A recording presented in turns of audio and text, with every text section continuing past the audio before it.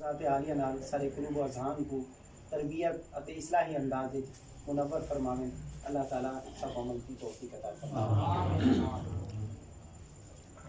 نعرہ لاؤ چا تھوڑی جی سستی ہی بڑھی ہے. نعرہ تکبیر، اللہ اکبر، نعرہ رسالت، خلافت، حیدری، ماہر سنت، نعرہ غوثیہ، یا غوثیہ. الحمدللہ رب العالمین والصلاة والسلام علی سید الانبیاء والمرسلین وعلی آلہ واصحابہ اجمعین. اما بعد فاعوذ باللہ من الشیطان الرجیم. بسم اللہ الرحمن الرحیم. وما خلقت الجن والانس الا ليعبدون. صدق اللہ العظیم. قال اللہ تبارک وتعالی فی شان حبیبہ ان اللہ وملائکتہ یصلون علی النبی یا ایہا الذین آمنوا صلوا علیہ وسلموا تسلیما.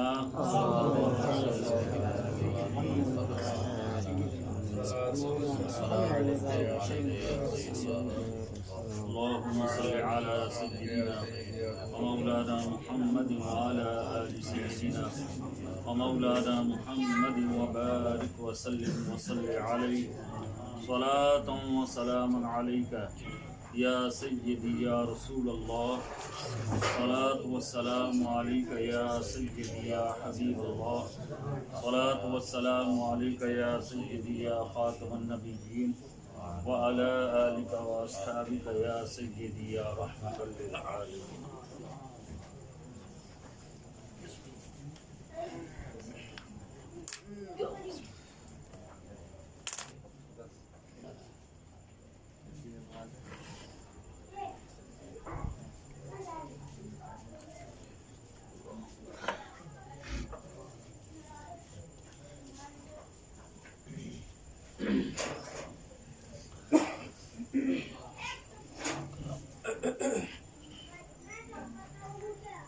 اللہ رب العالمین نے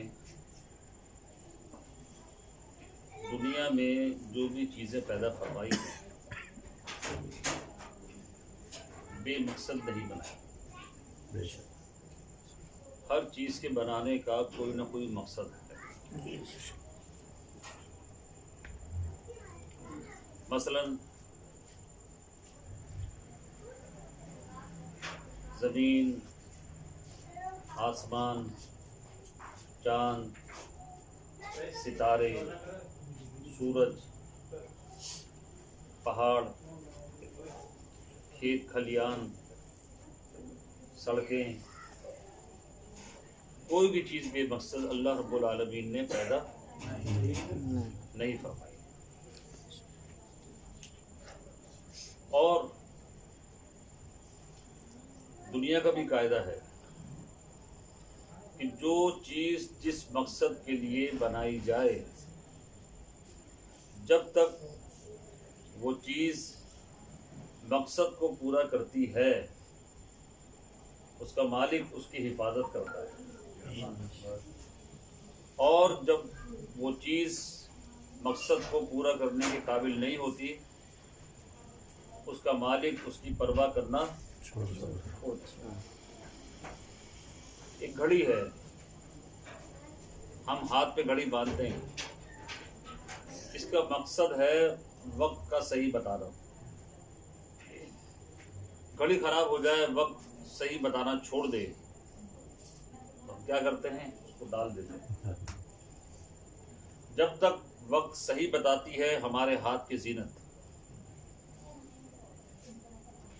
اسی طرح پنکھا ہے، اس کا مقصد ہے ہوا دینا. پنکھا خراب ہو جائے تو اب ہم اس کی حفاظت چھوڑ دیتے ہیں اور اس کو اسٹور میں ڈال دیتے ہیں. ایک کباڑی کے ہاتھ بیچ دیتے ہیں.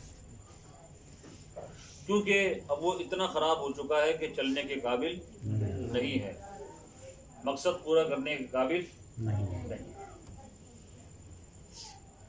اسی طرح لاؤڈ اسپیکر ہے، لاؤڈ اسپیکر کا مقصد ہے کہ آواز کو بہتر انداز میں سامعین تک پہنچانا،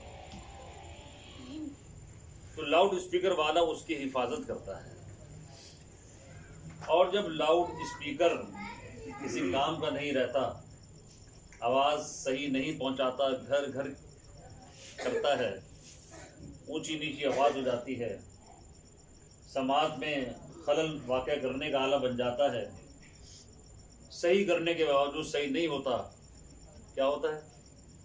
وہ بھی کباڑ کی نظر ہو جاتا ہے۔ تو ان مثالوں سے آپ نے یقیناً یہ بات سمجھ لی ہوگی کہ یہ اصول ہے کہ جو چیز مقصد کو پورا نہیں کرتی مالک اس کی حفاظت چھوڑ دیتا ہے، اور یہ ایسا اصول ہے کہ چاہے پڑھا لکھا آدمی ہو چاہے ان پڑھ آدمی ہو، یہ اصول اس کو پتہ ہے۔ ان پڑھ آدمی ہے، اس کے لیے کوئی چیز کارآمد ہے، وہ بھی اس کی حفاظت کرتا ہے، اور جب وہ چیز قابل مقصد نہیں رہتی وہ بھی چھوڑ دیتا ہے۔ تو یہ دو باتیں ہمیں پتہ چلی کہ ہر چیز کے پیدا کرنے کا، بنانے کا کوئی نہ کوئی مقصد ہے، اور دوسری بات کہ ہر چیز جو مقصد کو پورا کرتی ہے قابل قدر ہوتی ہے، جب مقصد کو پورا کرنا چھوڑ دیتی ہے پھر وہ اپنے وقت کھو جاتی ہے۔ اللہ نے انسان کو پیدا فرمایا، کیا مقصد ہے؟ کیوں پیدا فرمایا؟ بیکار تو میں پیدا نہیں فرمایا۔ حضرت موسیٰ علیہ السلام بیٹھے ہوئے ہیں، کیا دیکھا؟ چھپکلی جا رہی ہے، خیال کیا چھپکلی کو اللہ نے کیوں پیدا کیا، کیا مقصد ہے؟ تو اللہ رب العالمین نے وحی نازل فرمائی، اے موسیٰ علیہ السلام روزانہ چھپکلی بھی مجھ سے سوال کرتی ہے کہ موسیٰ کو کیوں پیدا کیا۔ یعنی کہنے کا مقصد یہ ہے کہ چھپکلی جو ہے اس کا بھی کوئی مقصد ہے، بے مقصد نہیں ہے۔ لال بیگ اس کا بھی کوئی مقصد ہے۔ حشرات الارض کیڑے مکوڑے ان کا بھی کوئی نہ کوئی مقصد ہے۔ تو جب ایسی حقیر چیزیں بے مقصد نہیں تو اتنا بڑا انسان بے مقصد کیسے ہو سکتا ہے؟ کوئی تو ہماری آپ کی پیدائش کا مقصد ہوگا۔ ہمیں کیوں پیدا کیا اللہ نے؟ ہمیں کیوں بنایا؟ چاہے وہ مرد ہوں چاہے عورتیں ہوں، مردوں اور عورتوں کے پیدا کرنے کا کوئی نہ کوئی مقصد ہے۔ اب یہ مقصد کون بتائے گا؟ جس نے پیدا کیا، جس نے۔ آئیے اس مالک حقیقی کے کلام مجید سے سوال کرتے ہیں، اے اللہ کے پاک اور سچے کلام، تو رہنمائی فرما ہماری، ہمیں کیوں پیدا کیا گیا؟ تاکہ ہم مقصد کو پورا کریں، ورنہ کہیں ایسا نہ ہو کہ ہمارا مالک ہمیں دوزخ میں ڈال دے۔ کباڑ کھانا ہے نا، بیکار چیزوں کی جگہ دوزخ۔ اے اللہ کے سچے کلام ہماری رہنمائی کر، ہمیں بتا ہمیں کیوں پیدا کیا۔ کلام مجید نے اللہ کا فرمان ہمیں سنایا، ارشاد باری تعالیٰ ہوا وما خلقت الجن والانس الا ليعبدون، کہ اللہ رب العالمین نے جنات اور انسان کو اپنی عبادت کے واسطے پیدا فرمایا ہے۔ سبحان اللہ۔ اب پتہ چل گیا کلام مجید پر ایمان ہے؟ آواز نہیں آئی ہے؟ سچا کلام ہے، اللہ کا کلام ہے، رہنما ہے، روشنی ہے، نور ہے، جنت میں لے جانے کا ذریعہ ہے۔ رہنمائی کر دی کہ اے لوگو تمہیں اللہ رب العالمین نے بے مقصد پیدا نہیں کیا۔ کس مقصد کے لیے بنایا؟ اپنی عبادت، اپنی عبادت۔ اب ذرا غور کیجیے، ہم میں سے کوئی 15 سال کا ہے، کوئی 20 سال کا ہے، کوئی 30 سال کا ہے، کوئی 50 سال کا ہے، اور کوئی ہو سکتا ہے 50 سے، میں تو اوپر ہوں 50 سے، ہے 50-60 سے اوپر اور بھی کوئی بیٹھے ہوں گے، ہے نا؟ تو یعنی کہ 60 سال والے بھی بیٹھے ہیں۔ اب ہم غور کریں کہ ہم نے 50 60 40 سال عمر گزار دی، کیا زندگی کے مقصد کو پورا کیا؟ اللہ نے جس مقصد کے لیے پیدا فرمایا تھا وہ مقصد پورا کر رہے ہیں؟ ہم آزادی سے زندگی بسر کر رہے ہیں، اللہ کی بندگی کے بجائے نفس کی پیروی کر رہے ہیں، رسول اللہ کی اطاعت کے بجائے نفس کی غلامی اختیار کی ہوئی ہے۔ ہم بے پرواہ ہو گئے، لاپرواہ ہو گئے۔ ہماری مثال اس کشتی کی مانند ہو گئی جس کا کوئی ملاح نہیں۔ سمندر میں کشتی ہوتی ہے، دریا کے اندر ہوتی ہے، کچھ دیکھی ہوگی آپ نے، جس کا ملاح نہیں ہوتا، ادھر سے پانی کا زور آتا ادھر کر دیتی، ادھر سے پانی کا زور ہوتا ادھر کر دیتی ہے۔ اس کا کام ہی تھپڑے کھانا ہے اور ادھر سے ادھر ہونا ہے، اس کی کوئی منزل نہیں۔ کیوں منزل نہیں؟ اس کا ملاح نہیں، وہ آزاد ہے۔ تو جو آزاد ہوتا ہے، جو منزل کو سامنے نہیں رکھتا ہے اور جو کسی کو اپنا رہنما پیشوا نہیں بناتا ہے، پھر وہ تھپیڑے کھاتا ہے زمانے کے، اور پھر ادھر سے ادھر، ادھر سے ادھر، اسی طرح زندگی بسر، اور پھر آخر میں قبر۔ تو نہ ہماری خواتین نہ ہمارے مرد اپنی زندگی کے مقصد کو پورا کر رہے ہیں۔ وہ یہ خیال کیے ہوئے ہیں بس کھانا پینا سونا، جب بھوک لگے کھا لو پی لو، جب نیند آ جائے سو جاؤ، جتنا سونا ہے کمانا ہے، نہ حلال دیکھنا ہے نہ حرام دیکھنا ہے، نہ جائز دیکھنا ہے نہ ناجائز دیکھنا ہے۔ پیسہ آ رہا ہے آنے دو، چلنے دو کام۔ جھوٹ بول کے آ رہا ہے کوئی مسئلہ نہیں، دھوکہ دے کے آ رہا ہے کوئی بات نہیں، رشوت کا ہے کوئی مسئلہ نہیں ہے، سودی کاروبار ہے کوئی مسئلہ نہیں، بے پردگی کر رہے ہیں ہم، بدنگاہی کوئی مسئلہ نہیں، عورتیں بے پردہ باہر گھوم رہی ہیں کوئی مسئلہ نہیں، گھروں میں نماز فجر کے وقت سب سوئے ہوئے ہیں کوئی مسئلہ نہیں، قرآن کی تلاوت گھر میں نہیں ہو رہی کوئی مسئلہ نہیں، گالیاں دے رہے ہیں زبان سے کوئی مسئلہ نہیں۔ یہ ہماری زندگی ہے، ایسی ہے نا، بالکل آزادانہ۔ ہم ایسا لگتا ہے کہ ہمارا کوئی رب نہیں ہے، ہمارا رسول نہیں ہے، ہمارا قرآن نہیں ہے، ہم آزاد پیدا کیے گئے اور ہم آزادی زندگی گزارے۔ جیسا کہ آپ نے آج کل سنا ہوگا، کچھ بے حیا خواتین باہر نکلی تھی اور انہوں نے کیا کہا تھا؟ ہمارا جسم ہماری مرضی۔ ہم کیا کہتے ہیں؟ نہ ہمارا جسم ہے نہ ہماری مرضی چلے گی، ہمارا جسم بھی رب کی امانت اور ہمارے جسم پر مرضی بھی رب کی چلے گی۔ وہ کہہ رہی ہیں ہمارا جسم ہماری مرضی، ہمارا تو کچھ ہے ہی نہیں، ہمارا کیا ہے؟ بیٹھے بیٹھے سر میں درد ہو جاتا ہے، اگر ہمارا سر ہوتا تو ہم درد نہیں ہونے دیتے، بیٹھے بیٹھے دل پکڑ کے بیٹھ جاتے ہیں، جناب ہارٹ اٹیک ہو گیا، اگر یہ دل ہمارا ہوتا ہارٹ اٹیک ہونے نہیں دیتے، چلتے چلتے ایکسیڈنٹ ہو جاتا ہے، اگر ہمارے ہاتھوں میں یہ ہوتا ہم ہونے نہیں دیتے، اچانک موت کا شکار ہو جاتے ہیں، اگر جسم ہمارا ہوتا روح ہماری ہوتی ہم مرتے ہی نہیں کبھی۔ ہم تو ایک ایک سانس میں رب کے محتاج ہیں، ہمارا کچھ بھی نہیں، ہمارا صرف رب ہے۔ رب کو اپنائیں گے سب کچھ مل جائے گا، اور رب کو چھوڑ دیں گے تو سب چھوڑ جائے گا۔ تو ہم ذرا غور کریں، ہم نے زندگی کے اتنے ایام جو ہے گزار دیے، کیا کبھی خیال کیا کہ یہ میں نے کیا کیا ہے؟ 20 سال 25 سال 50 سال کی نمازیں میرے سر پہ آ گئی، جھوٹ کا انبار میرے سر پر، گناہوں کا ایک بوجھ میرے سر پر، اچانک موت کا شکار میں ہو گیا تو کیا جواب دوں گا؟ سب کچھ یہیں رہ جائے گا۔ نبی مکرم شفیع معظم صلی اللہ تعالی علیہ وآلہ وسلم ارشاد فرماتے ہیں قیامت کے دن جب تک ہر ایک شخص سے 5 سوال نہیں ہوں گے تو آگے نہیں بڑھ سکے گا۔ ان 5 سوالات کے جوابات دینا ضروری ہے۔ تو کون کون سے سوال ہیں؟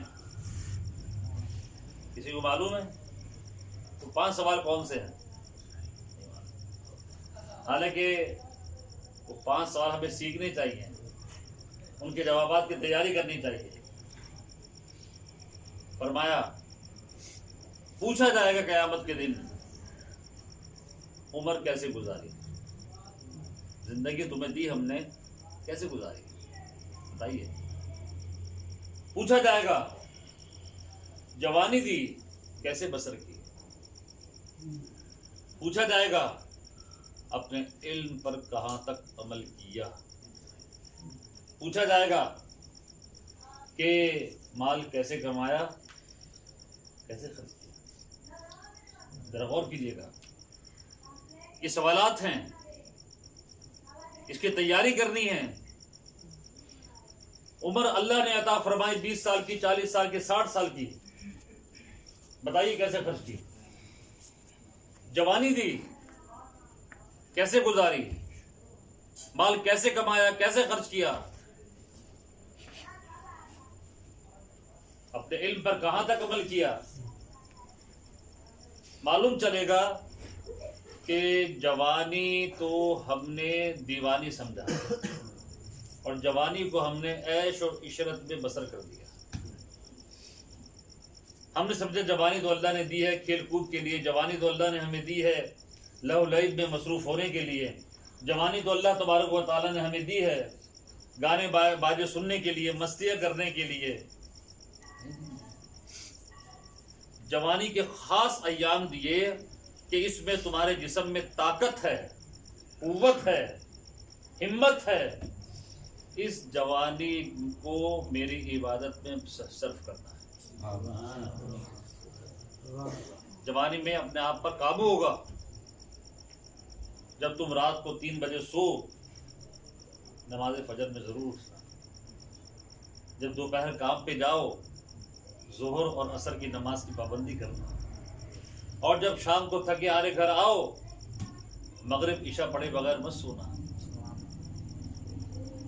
تعلیم دی۔ نماز قضا کرنے کی کسی کو اجازت نہیں دی، نہ عورتوں کو نہ مردوں کو، بلا شرعی عذر کے۔ معاف نہیں ہے نماز۔ کھڑے ہو کے نہیں پڑھ سکتے، ہمت نہیں، طاقت نہیں، قوت نہیں، بیمار ہیں، کمزور ہیں، معاف کر دی جائے؟ نہیں، بیٹھ کے پڑھ لو۔ بیٹھ کر پڑھنے کی بھی ہمت نہیں، اتنا بیمار ہے آدمی، معاف ہے؟ نہیں، لیٹ کے پڑھو۔ رسول کریم صلی اللہ علیہ وسلم جب دنیا سے تشریف لے جا رہے ہیں، روح مبارک سینے مبارکہ میں ہیں، اس وقت بھی آپ علیہ الصلوۃ والسلام اپنے غلاموں کو تلقین فرما رہے ہیں، اے میرے غلاموں، نماز کی پابندی کرنا، نماز کی پابندی کرنا، نماز کی پابندی کرنا۔ اب نماز اب میں آپ سے پوچھتا ہوں، جواب مت دیجیے گا، اپنے دل میں جواب دیجیے گا، ہاتھ اٹھائیے گا مت۔ ہم نے آج کتنی نمازیں پڑھی؟ اور کریں، اچھا کچھ چھوٹ گئی کہ نماز کے چھوٹنے پہ غم ہوا، کہ نماز کے چھوٹنے پر رنجیدہ ہوئے، کہ نماز کے چھوٹنے پر افسوس ہوا، کوئی 2-5 آنسو نکلے، ٹینشن ہوئی؟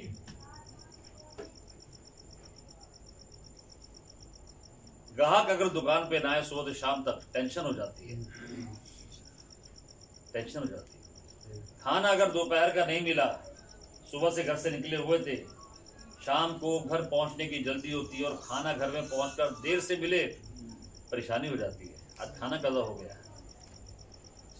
اور اسی طریقے سے آپ غور کیجئے گا کہ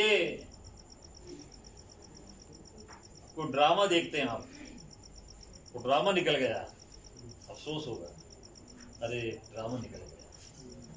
کوئی کھیل دیکھتے ہیں، وہ کھیل نکل گیا، ارے آج کا میچ نکل گیا، اور نماز نکل گئی۔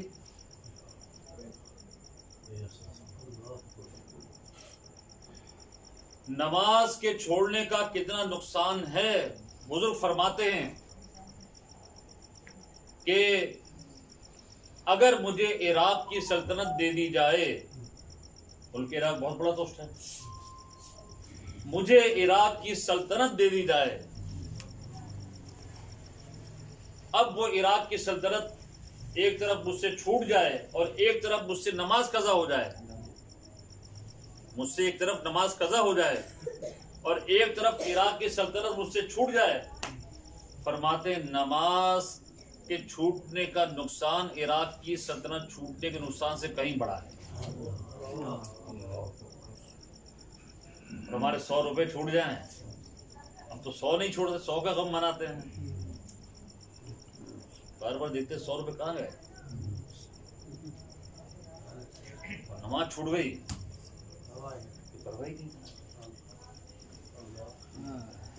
تو کہنے کا مقصد میرا یہ میرے بھائیوں اور میری بہنوں کہ اللہ رب العالمین نے مجھے اور آپ کو اپنی عبادت کے واسطے پیدا فرمایا ہے۔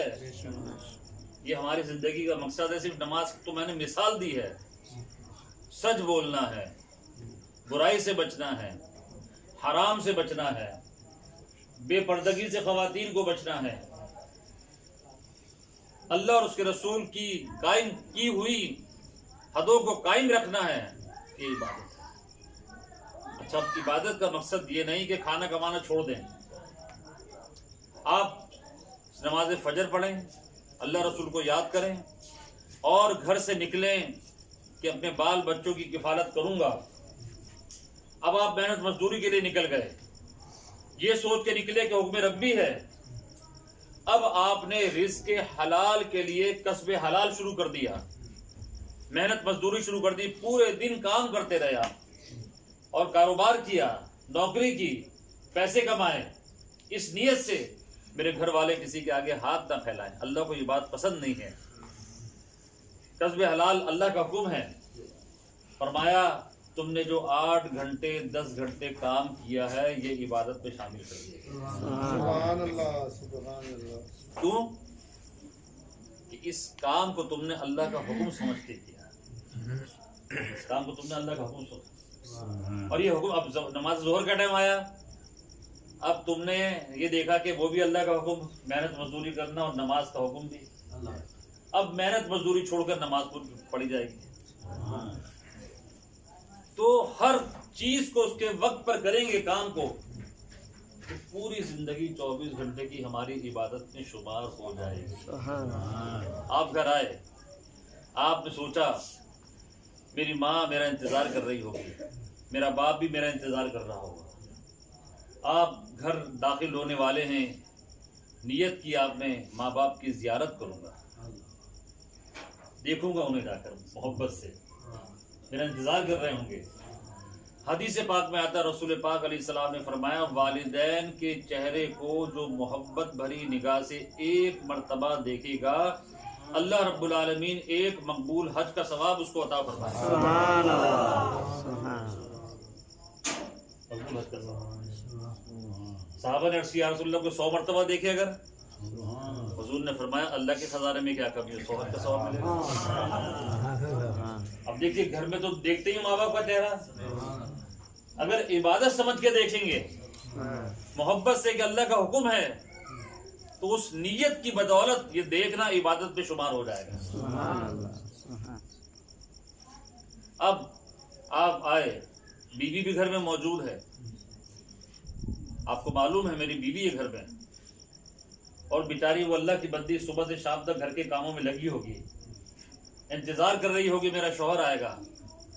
وہ اپنے گھر بار کو چھوڑ کے آئی ہے، اپنے بھائی بہنوں کو، اپنے ماں باپ کو، جہاں پلی بڑی، چھوٹی سے بڑی ہوئی، کسی کے دل کا ٹکڑا تھی، کسی کی آنکھوں کا تارا تھی، بہن کی صورت میں، بیٹی کی صورت میں گھر کی رونق تھی، وہ شادی ہو کر دوسرے گھر میں آ گئی. اب وہ شام کو انتظار کر رہی شوہر کب آئے گا کب آئے گا کب آئے گا. شوہر بھی سوچ رہا ہے کہ وہ خاتون میرا انتظار کر رہی ہوگی کہ میں گھر آؤں گھر آؤں. جہاں اس نے والدین کی نیت کی وہیں اس نے بیوی سے حسن سلوک کی بھی نیت کی کہ بیوی سے بھی جا کر مسکرا کے بات کروں گا.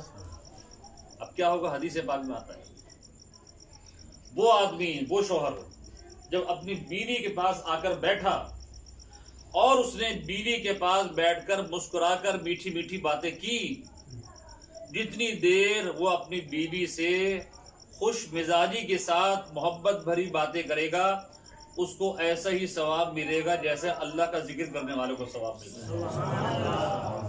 تو گفتگو جو ہو رہی ہے بیوی سے اللہ کا حکم جان کر، وہ تسبیح پڑھنے جیسا ثواب اس کو حاصل ہو رہا ہے. اب دیکھیے آپ ماں باپ کا چہرہ دیکھا، حج کا ثواب، بیوی سے پیار محبت سے باتیں کی. تو مسلمان کی تو 24 گھنٹے کی زندگی عبادت ہے بھائی. ہم کوشش تو کریں، نیت تو کریں. اور اسی طرح ماں باپ کو بھی چاہیے، بیوی کو بھی چاہیے. ماں باپ سوچے میرا بیٹا آ رہا ہوگا پورے دن مصروف رہ کر خون پسینہ ایک کر کے مزدوری کر کے، اس کو میں خوشی دوں. اب ایسا نہیں بیٹا جب آیا تو ماں نے جناب منہ موڑا ہوا ہے، باپ ادھر بیٹھا ہوا ہے. کیا ہو گیا اماں جی، ابا جی کیا ہو گیا؟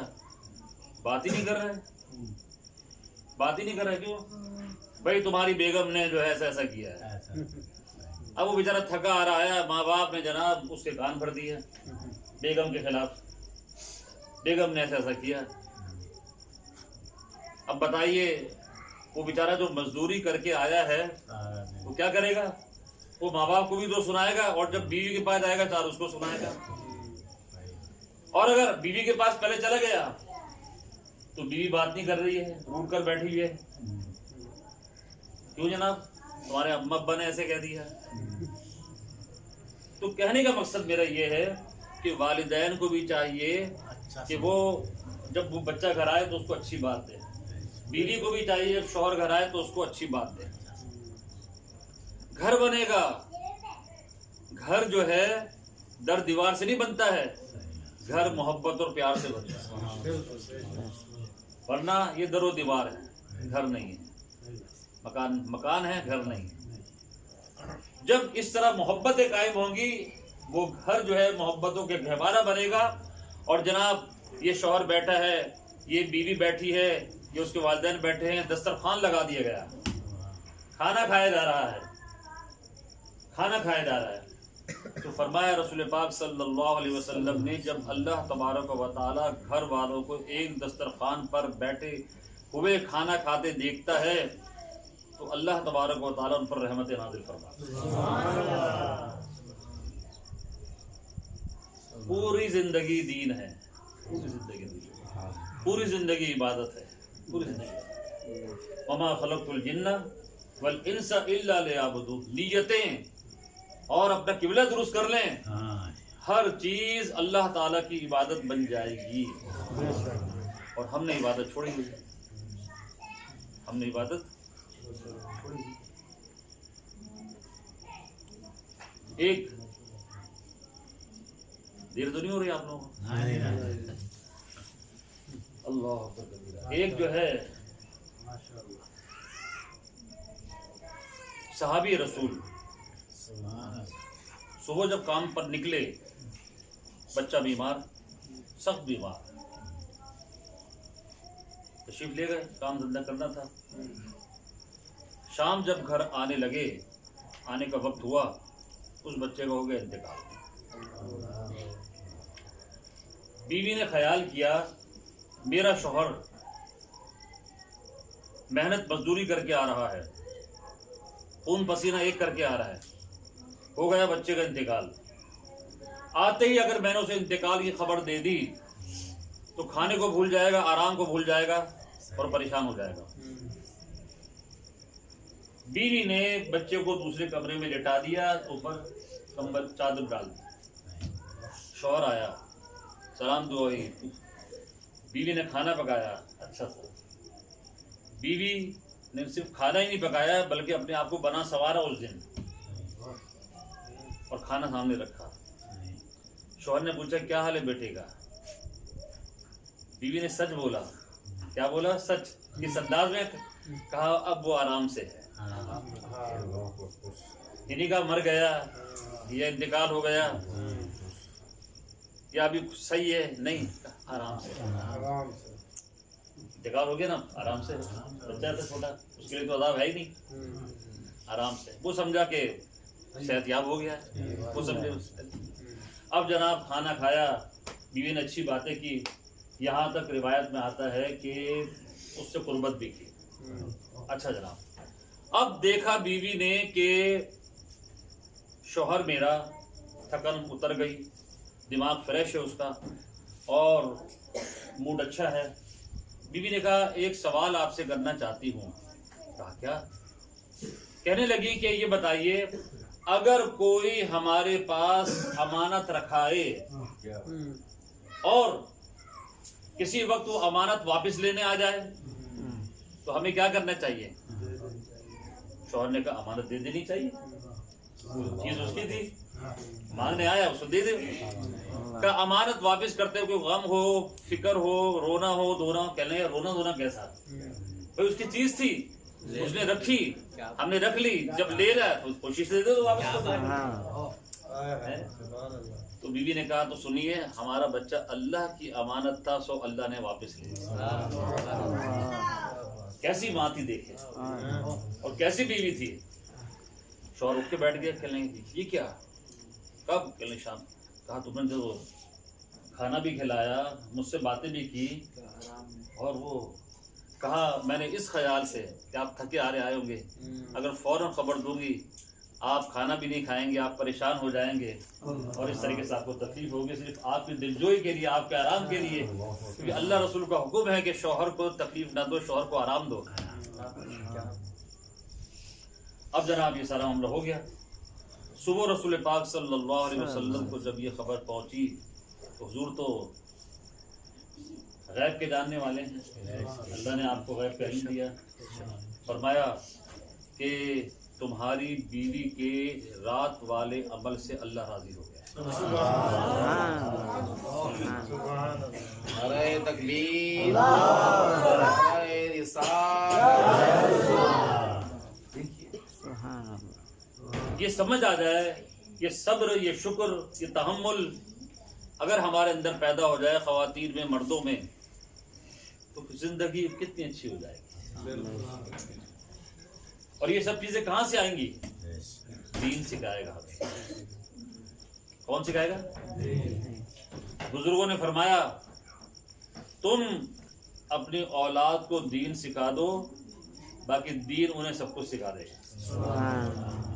तुम दीन सिखा दो, एक काम कर दो, उन्हें दीन सिखा दो, फिर दीन उन्हें सब कुछ सिखा देगा। वमा खलकुल जिन्ना वल इंसा इल्ला लियअबुदून। हमने इंसानों और जिन्नात को महज अपनी इबादत के वास्ते पैदा किया है। तो मेरे भाइयों और मेरी बहनों, अल्लाह की इबादत हमारी ज़िंदगी का मकसद है। अगर हमने ज़िंदगी के मकसद को पूरा नहीं किया तो कबाड़ खाने का शिकार हो जाएगा, और जो मकसद को पूरा करेगा उसको इजाज़त मिलेगा। दाता साहब ने मकसद पूरा किया, गौसे पाक ने ज़िंदगी के मकसद को पूरा किया, बाबा फरीद ने ज़िंदगी के मकसद को पूरा किया, ख्वाजा गुलाम फरीद ने ज़िंदगी के मकसद को पूरा किया, कलंदर साहब ने ज़िंदगी के मकसद को पूरा किया। आज आप देख लें, किसी को 600 साल, किसी को 700 साल, किसी को 1000 साल हो गए, मगर आज भी उनका चिराग रोशन है, उनकी इज्जतों का झंडा बुलंद से बुलंदतर हो रहा है, और आज भी लाखों करोड़ों अफराद जो है उनको सलाम करने जाते हैं और वहां जाकर अल्लाह से दुआएं मांगते हैं। या अल्लाह, ये वो बंदे हैं जिन्होंने जिंदगी के मकसद को पूरा कर तुझे राजी किया, इनकी बरकत से मेरी भी दुआएं कबूल हो। और दूसरी तरफ कारून है, फिरऔन है, यजीद है, नमरूद है, शद्दाद है, ये हैं लोग जिन्होंने जिंदगी के मकसद को पूरा नहीं किया। آج آپ میں سے کوئی اپنے بچے کا نام فرعون رکھنا چاہے گا؟ کسی نے رکھا ہے کبھی؟ نمرود کسی نے نام رکھا ہے؟ یزید رکھا ہے کسی نے نام؟ کیوں؟ توبہ استغفار. ہم بچے کا نام فرعون رکھیں؟ وہ تو مردود تھا. ہم یزید رکھیں؟ نہیں ایسا نہیں ہو سکتا. ہم جو ہے فرعون رکھے، شداد رکھے؟ نہیں. بھائی کیا نام رکھو گے؟ ہم جناب غلام محی الدین رکھیں گے. محی الدین کا غلام. ہم غلام معین الدین رکھیں گے، غریب نواز کا غلام. یہی نام رکھتے ہیں نا. غلام دستگیر رکھیں گے. تو دیکھیں ہم اپنے بچوں کے نام ان کے ناموں پہ رکھ رہے ہیں اور ان کا نام لینا پسند نہیں کرتے. تو پتہ چلا یہ کامیاب لوگوں کی جماعت، یہ ناکام لوگوں کی. اللہ نے فرمایا نا کہ دو جماعتیں. کتنی جماعتیں؟ دو. ایک اصحاب الجنہ اور ایک اصحاب اور کون کامیاب؟ اصحاب الجنہ. اصحاب الجنت هم الفائزون. جنت میں جانے والے ہیں وہی کامیاب ہیں. تو کہاں جانا ہے؟ کامیاب ہونا ہے نا. تو پھر توبہ کرنے لگے، معافی مانگے اللہ. اور جتنی زندگی اللہ کی نافرمانی میں گزری، جتنی زندگی بے مقصد کاموں میں بسر کی، اللہ سے توبہ کریں، اللہ سے معافی چاہیں. وہ رحیم ہے، وہ کریم ہے. اس کا دروازہ رحمت کا ہمیشہ کھلا ہوا ہے. اس نے موقع دے دیا ہے، اس دروازے میں داخل ہو کر رحمت حاصل کریں. فرمایا رسول پاک علیہ السلام نے، التائب من الذنب کمن لا ذنب لہ. گناہوں سے توبہ کرنے والا ایسا ہی ہے جیسے گناہ کیا ہی نہ ہو. اور یہی نہیں، جب توبہ میں اخلاص پایا جاتا ہے، صدق پایا جاتا ہے، کیا ہوتا ہے؟ صرف گناہ معافی نہیں ہوتے بلکہ اللہ رب العالمین رجوع کرنے کی برکت سے، توبہ کرنے کی برکت سے اسے انعام بھی دیتا ہے. کیا انعام دیتا ہے؟ حدیث پاک میں آتا ہے انعام اسے یہ ملتا ہے کہ اس کے سارے گناہوں کو نیکیوں میں تبدیل کر دیا جاتا ہے. وہ جو 1,00,000 گناہ لکھے ہوئے تھے نا نام اعمال میں، وہ 1,00,000 نیکیوں میں تبدیل ہو جاتا ہے. اب بھی اس قریب رب سے کوئی غافل رہے محروم ہے. اللہ نے فرمایا یا ایھا الانسان، اے انسان، ما غرک بربک الکریم، تجھے کیا ہو گیا ہے؟ تو ایسے کریم رب سے غافل ہو گیا جو تجھے کھانے کے لیے دے رہا ہے، پینے کے لیے دے رہا ہے، تجھے صحت دی ہے، تجھے نعمتیں دی ہیں. کیسی کیسی نعمتیں دی؟ اس کی نعمتوں کو تو شمار کرنا چاہے گا؟ شمار نہیں. کبھی آپ نے اللہ کی نعمتوں پہ غور کیا کہ آنکھ کتنی بڑی نعمت ہے؟ جیسے پوچھیں آپ یہ کان کتنی بڑی نعمت ہے، بہرے سے پوچھیں، بوڑھے لوگوں سے پوچھیں جن کے دانت جھڑ گئے، کہتے ہیں نا دانت گئے سواد گیا. اب تو جناب وہ پانی پہ گھول کے جو ہے وہ بڑی مشکل سے کھانا اترتا ہے. ورنہ دانت کتنی بڑی نعمت ہے جناب، چبا چبا کر دنیا کی نعمتیں کھاتے ہیں. دانت گئے ساری نعمتوں کا مزہ ہی چلا جاتا ہے. یہ ہاتھ کتنی بڑی نعمت ہے، اگر ہاتھ نہ ہو. یہ پیر کتنی بڑی نعمت ہے، پیر نہ ہو. تو غور کریں گے تو نعمتوں میں گھرے ہوئے ہیں ہم اور آپ، نعمتوں میں گھرے ہوئے. اللہ نے فرمایا کہ نعمتوں کو شمار کرنا چاہو، میری نعمت کو شمار ہرگز نہیں کر سکتے، ہرگز نہیں کر سکتے. شیخ سعدی رحمۃ اللہ علیہ سیاحت کرتے کرتے کرتے کرتے کہیں پہنچے، ایک مسجد میں گئے تو جوتے ٹوٹ چکے تھے، جوتے ہی پیر میں نہیں تھے اور ننگے پیر ہو گئے. پہلے ایسے جوتے تو ملتے نہیں تھے، ہم تو آرام سے جوتے مل جاتے ہیں، وہ جوتے مل جاتے آرام سے، دوسرے جوتے مل جاتے آرام سے، سمجھے نا. تو آپ مسجد میں گئے اور جا کے نماز پڑھی اور سجدہ کیا اور خدا سے کہا یا اللہ دیکھ تو صحیح، تیرے بندے کے پاس جوتے بھی نہیں. شکوہ ہو گیا زبان سے، یا اللہ دیکھ تو صحیح، تیرے بندے کے پاس جوتے بھی نہیں. फरमाते जैसे ही मैं बाहर निकला मस्जिद के दरवाजे पर आया तो क्या देखा, एक आदमी बैठा हुआ था जिसके दोनों पैर कटे हुए थे। मैंने जब उसको देखा दोनों पैर नहीं, फरमाते मैं दौड़ता दौड़ता मस्जिद में गया, दोबारा जाकर सजदा रेज हुआ, कहा या अल्लाह माफ कर दे, शुक्र है तेरा जूते नहीं है, पैर तो सलामत है।